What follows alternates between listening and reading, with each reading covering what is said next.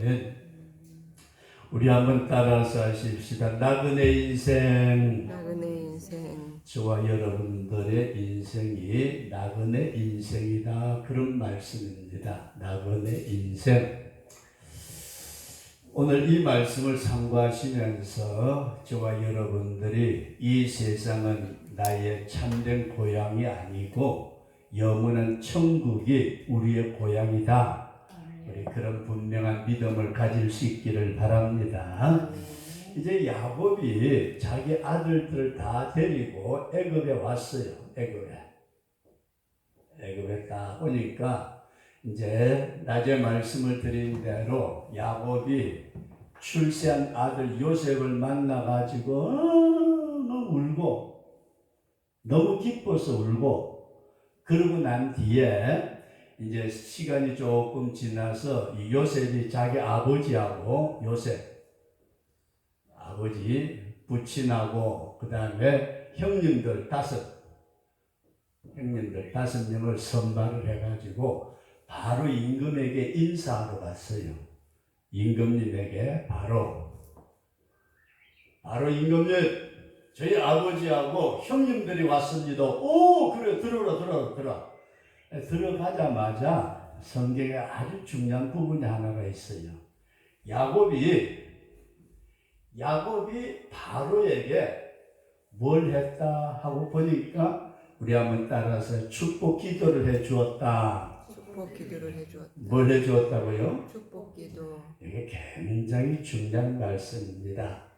7절 말씀 보면은 요셉이 자기 아버지 야곱을 인도하여 바로 앞에 서게 하니 야곱이 바로에게 축복하네. 와, 임금님이 있는데 임금이라도 요즘 뭐 대통령은 전혀 다른 권한을 가진 임금님이 있는데 거기 야곱이 딱 들어가더니 대놓고 바로 임금에게 하나님 축복해 주옵소서. 바로가 이게 웬일이야? 자기보다도 더 높은 사람이 있다는 거 이해되시면 아멘? 잘 생각하셔야 될 것은 이 요셉이, 우리는 아브라함, 이삭, 야곱은 성부, 성자, 성령 하나님 삼위일체 하나님의 형상이고 표징이다. 그렇게 말씀을 드렸는데, 바로는 세상의 임금이지만은 야곱은 천지 만물을 주관하신 하나님의 사자로서 세상 임금에게 축복의 기도를 했다. 저와 여러분들은 어떤 사람이에요? 우리는 세상에서는 남들보다도 지위도 높지 않고 가진 것도 별로 없고 나이도 있고 힘도 없고 권력도 없고 그런 것 같으나 우리가 기도하면은 누가 움직인다? 하나님이 움직이신다. 아멘. 믿으시면 아멘. 네. 이렇게 하나님께서 믿음의 사람에게 큰 은혜를 주셨어요. 아멘. 내가 뭐 세상에 가방끈이 조금 짧다. 아니요, 그거 소용없어요. 내가 세상에 지위가 별로 안 높아. 아니요. 그래서 일반 세상 사람들도 그런 얘기를 해요. 나이가 60이 넘어가면은 못 배운 사람이나 많이 배운 사람이나 많이 가진 사람이나 적게 가진 사람이나 잘난 사람이나 못난 사람이나 다 비슷비슷하대요. 응? 비슷비슷해. 그러니까 그렇게 생각하시고 다 거기서 거긴 인생인데, 하나님의 백성은 그 사람들 위에 축복할 수 있는 은혜가 있다. 아멘. 우리가 얼마나 대단한 인물이냐 그런 말씀이에요. 이렇게 생각하면서 이런 놀라운 축복과 은혜를 받은 이 야곱이 바로한테 축복 기도를 하고 나니까 바로가 하더니 보니까 나이가 엄청 많아 보이거든요. 영적으로도 자기보다도 훨씬 낫고, 그러니까 연세가 얼마나 되십니까? 그랬더니 야곱이 내 나이가 130인데 우리 조상들 이삭과 아브라함에게는 미치지 못하지만은 내가 나그네 세월을 보냈습니다. 무슨 세월요? 나그네 세월을 보내면서 나그네 세월 가운데 내가 험악한 시간을 많이 보냈습니다. 여기까지 이해되시면 아멘. 자, 요셉이 애굽의 총리 대신이 되고 그 아버지 야곱이 자기 아들이 있는 애굽에 가서 바로 임금에게 축복을 하고 바로가 야곱에게 연세가 어떻게 되십니까? 했더니 내가 130입니다. 내 연조가 조상의 연소에는 미치지 못하지만은 내 나그네 세월이 130년인데 험악한 세월을 보내었습니다. 여기까지 이해되시면 아멘. 그래서 오늘은 여러분들에게 이런 말씀을 드리려고 합니다. 우리 인생이라는 것이 저와 여러분들이 인생으로 이 땅에 살아가는 것이 나그네라는 사실을 인정을 하자. 뭘 인정하자고요? 나그네. 잘 보세요. 나그네. 행인과 나그네 같은 너희들을 건면하니 이 나그네는 원래 집을 떠난 고향을 떠나서 헤매는 사람들이 나그네예요. 그죠? 그냥 나그네 가만히 있는데 나그네 아니고 자기 고향을 떠나서 이쪽 왔다 갔다 유리방황하는 사람들을 나그네라 그렇게 얘기를 하는데 오늘 저와 여러분들은 고향을 떠난 나그네다. 어딜 떠났어요? 고향을. 에이 목사님 나는요 여기서 태어나가지고 여기서 지금까지 있는데 고향 안 떠났어요. 아니고 우리 성경에 보면은 우리가 잘 아는 대로 에덴 동산 있잖아요. 에덴 동산 누가 살았어요? 아담과 하와가 에덴 동산에서 살다가 하나님이 따먹지 말라고 명령하신 선악과를 따먹고 에덴 동산을 쫓겨났대요. 그렇게 이해되시면 아멘. 이 에덴 동산에서 아담과 하와가 쫓겨날 때에 에이씨 기분 나빠. 나 이 동네 다시는 안 쳐다봐. 그리고 쫓겨났을까요? 뒤돌아보고 또 뒤돌아보고 아휴 저기가 좋았는데 어떡하다가 뒤돌아보면서 계속 떨어지는 발걸음을 옮겼을 것 같다. 이해되시면 아멘. 잘 보세요. 우리 조상 아담과 하와 때부터 어디서 떠났어요? 고향에서 떠났다. 여기까지 믿어지시면 아멘. 성도 여러분들과 제가 이 고향을 떠난 인생, 나는 내가 이곳에 태어났고 이곳에서 자랐고 이곳에서 생활하고 이곳에서 결혼하고 이곳에 가정하고 이거 나는 여기가 한 발자국도 떠나본 적이 없습니다 해도 우리 조상 때부터 에덴 동산에서 쫓겨날 때 뒤돌아보면서 아담과 하와가 울며 불며 후회하며 땅을 치며 별짓을 다 해도 결국은 고향을 떠나고 말았던 인생이 오늘 우리가 이 땅에 살면서도 우리는 이 땅이 영원한 고향이 아니고 돌아가야 될 고향이 있는 나그네다. 아멘. 이게 꼭 전제로 말씀을 드리면서 우리는 두 가지 고향이 있죠. 육신의 고향. 그 다음에 영혼의 고향.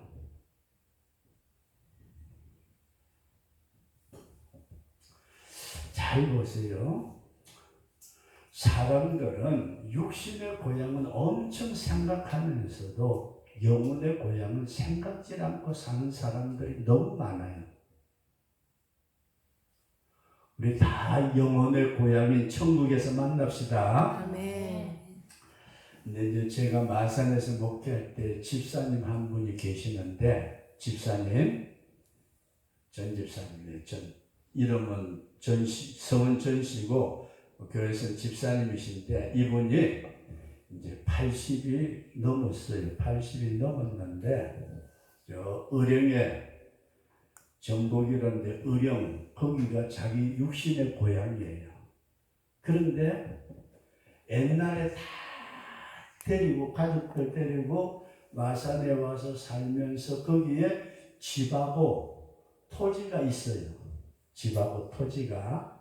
그런데 이 양반이 직장생활 할 때에는 그냥 휴가 때나 뭐 한 번씩 가끔 갔는지 모르지만은 농토는 다른 사람에게 농사 지으라고 빌려주고 집에다가 이래저래 손을 좀 봐가지고 거기 가서 주무시기도 하고 그러는데, 이제 나이도 들었고 자녀들 다 결혼해가지고 시집장가 다 갔고 그러니까 그 집을 팔려고 자식들이 우리 아버지 저거 가지고 있어봤자 소용없고 저거 팔고 그냥 마산에 집 있으니까 편안하게 사셨으면 좋겠다 그랬는데, 이 할아버지 집사님은 새벽기도 마치면은 마산서 차 타고 의령까지 가요.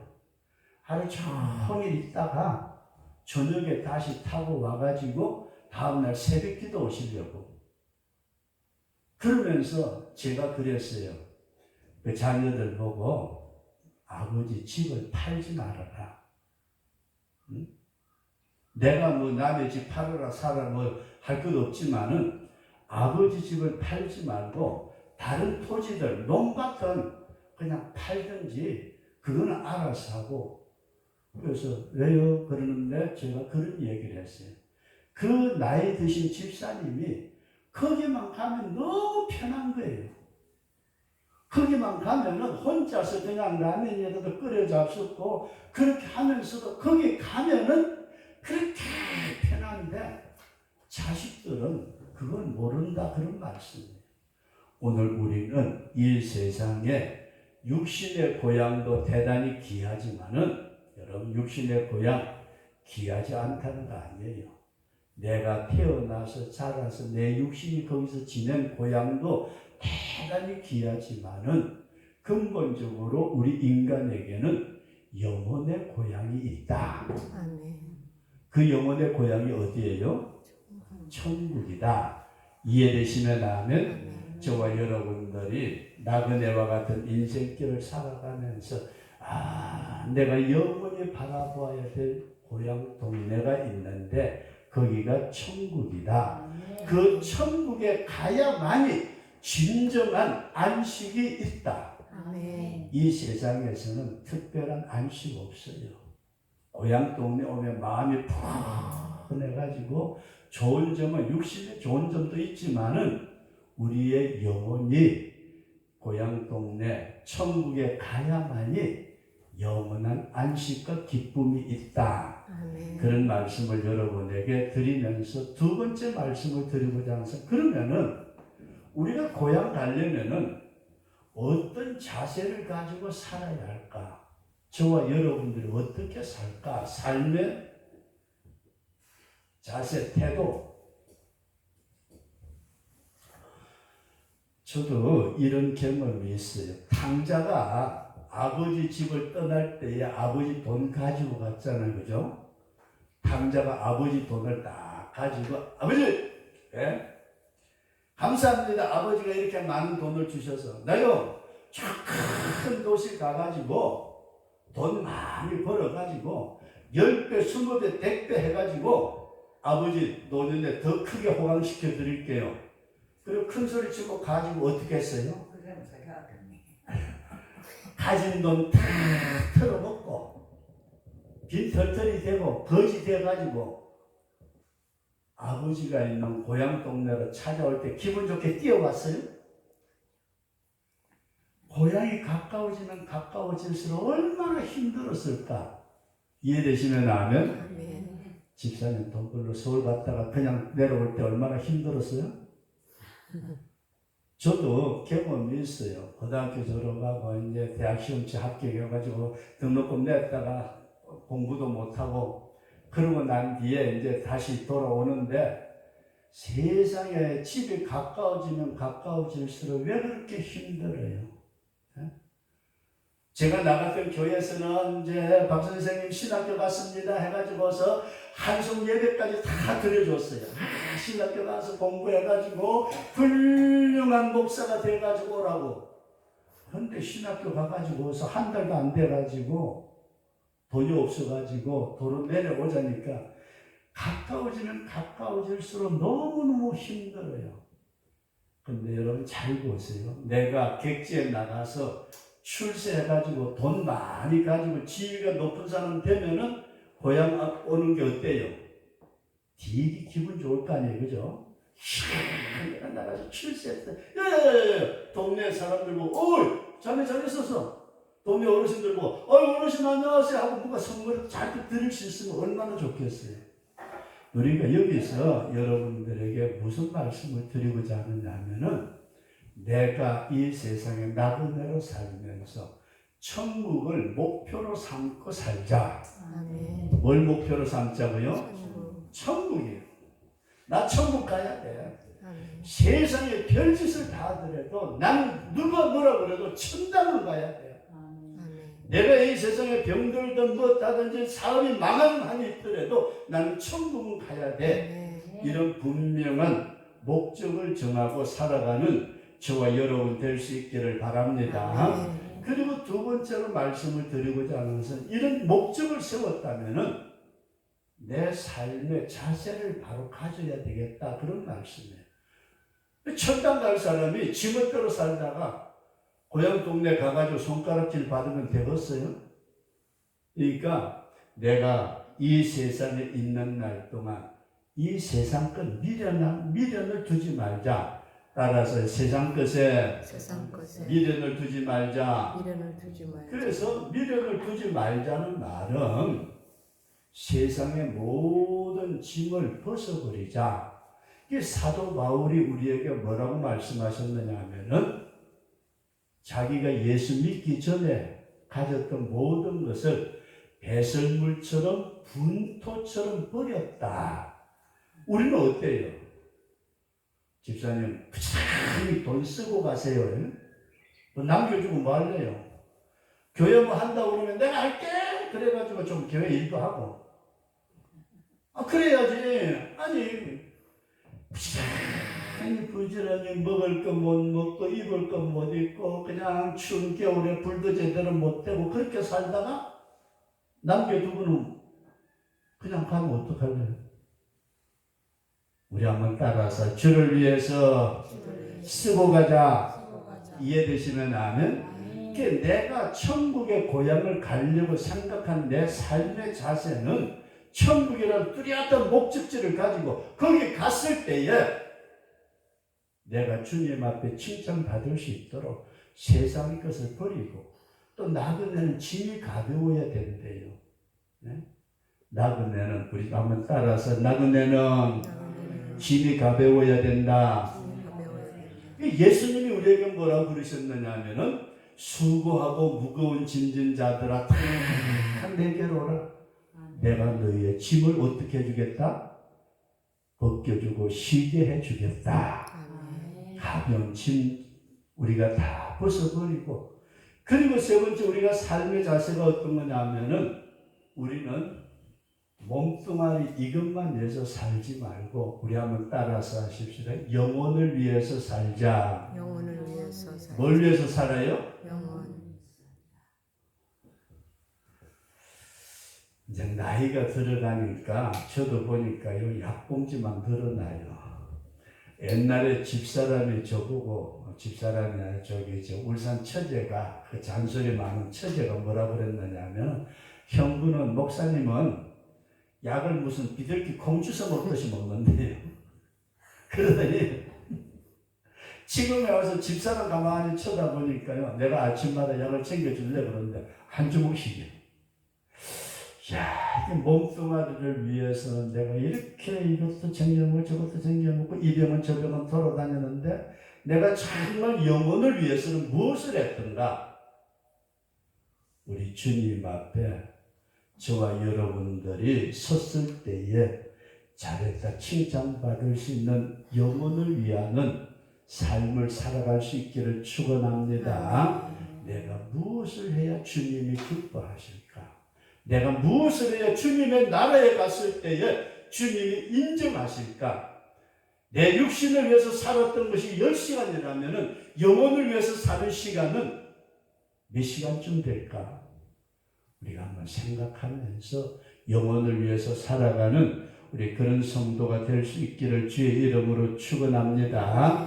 마지막으로 말씀을 드리고자 하는 따라서 하십시다. 참된 동반자가 있느냐? 동반자가 있느냐? 나그네 길에 걸어갈 때에 누가 같이 가면 얼마나 좋을까? 그래서 오전 시간에 말씀을 드린 게 뭐냐면 만남의 축복이에요. 이 성경을 보면은 쫙 하니 구슬이 서말이라도 띄어야 보배라고. 하나님의 형상을 회복해서 하나님의 함께하는 사람은 축복을 받는다. 번성의 역사. 그 사람에게는 하나님께서 만남의 역사를 주신다. 만남의 역사를 받은 사람은 어떻게 된다? 나그네 인생길에 하나님이 함께 동행해 주신다. 아멘. 성경은 여러분 간단하게 보시면 좋아요. 근데 우리가 성경에서 이런 말씀을 하잖아요. 밭이 있대요. 밭이. 여기에 땅속에 보배가 있대요. 밭을 갈다가 땅에 감추어져 있는 보배가 발견이 돼가지고 그 사람이 자기 재산 다 팔아 그 밭을 사가지고 부자가 됐대요. 여러분 잘 보세요. 그 밭이 어딜까? 그거 다르게 생각지 말고 따라서 내가 밭이다. 여러분들 자신의 밭이. 그럼 여러분 속에 하나님이 우리에게 놀라운 재능과 놀라운 축복과 하나님의 모든 아름다운 것을 우리에게 주셨다. 주님이 우리에게 오셔가지고 우리에게 주신 모든 축복이 우리에게 다시 일어나도록 역사를 하시는데 우리가 이 인생길에 동반자를 잘못 만나가지고 인생 망한 사람들 많아요. 동반자 잘못 만나가지고. 그래서 옛날에 그 김대두라는 살인마가 있었대요. 김대두. 그 다음에 또 저 유명한 살인마들이 있잖아요. 근데 왜 하나님께서 그렇게 살인짓고 사형수가 된 사람들을 또 전도해가지고 예수 믿어 구원받게 하시는지 어떻게 보면 참 신기해요. 근데 이 사람들이요 뭐라고 얘기를 했나요? 내가 진작에 예수를 알았더라면 내가 사형수가 되지 않았을 것을. 여러분 잘 보세요. 우리 인생이 누구를 만나느냐에 따라서 엄청나게 인생의 결과가 달라진다고 낮에 잠깐 말씀을 드렸는데 저와 여러분들의 인생길은 누가 함께해요? 주님이 함께 하신다. 아멘. 믿으시면 아멘. 아멘. 근데 사람들은 자기 육신의 눈이라고 그러면 고상한 말이고 요걸 치료로 하면 눈깔. 자기 눈에 보이는 나타나는 주변의 사람들은 생각을 해도 자기 눈에 안 보이는 예수님 생각 많이 할까요? 안 할까요? 생각 안 하죠. 우리는 우리의 동반자 예수, 여러분들과 제 나그네 길에 내가 다른 건 다 놓치더라도 세상의 어떤 것은 다 놓치더라도 내 인생의 영원한 동반자 되신 주님만은 내가 놓치지 않으리. 아멘. 내 주님만은 나의 인생의 동반자. 나의 가장 사랑하는 사람들이 내 주변에서 욕하고 떠난다 할지라도 예수님을 나의 동반자로 삼고 살아가는 자가 진정한 복이다. 아멘. 이런 믿음을 꼭 가질 수 있기를 바랍니다. 그러면서 마지막 여러분들에게 결론적인 말씀을 드린다면 우리 한번 따라서 하시다. 예수님, 내 인생길에 좋은 동반자도 붙여주옵소서. 사람은 육신을 가지고 이 땅에 사는 날 동안에는 누구든지 함께하는 사람들이 우리의 주변에 많이 있어요. 이때에 나에게 정말로 믿음에 도움이 되고 예수님의 은혜를 전달해 줄 수 있는 이런 동반자, 주님이 사람을 통해서 역사하시기에 나에게 주님의 놀라운 역사를 전달해 줄 수 있는 진정한 믿음의 동반자를 주시옵소서. 아멘. 궁극적으로 예수님은 나의 동반자이시지만은 그 예수님은 내 눈에 보이지 않고 눈에 보이는 사람을 통해서 나에게 은혜를 주시는 예수님, 그 사람, 나에게 진정한 인생길의 동반자가 되는 신앙의 아름다운 동반자 붙여 주옵소서. 우리 그렇게 꼭 기도하시면서 오늘은 여러분들 오후 시간에 이런 말씀을 드려요. 육신의 고향도 귀하지만은 영혼의 고향이 있다. 아멘. 저와 여러분들은 그 영혼의 고향인 천당에는 꼭 가야 된다. 아멘. 천당에 가기 위해서는 내가 함께 걸어가는 동반자가 있어야 되는데 내가 예수 믿어서 예수님이 나의 동반자인 줄로 믿습니다. 거기에다가 하나님은 사람을 통해서 역사하시기에 나의 믿음 생활에 귀한 동반자를 붙여 주옵소서.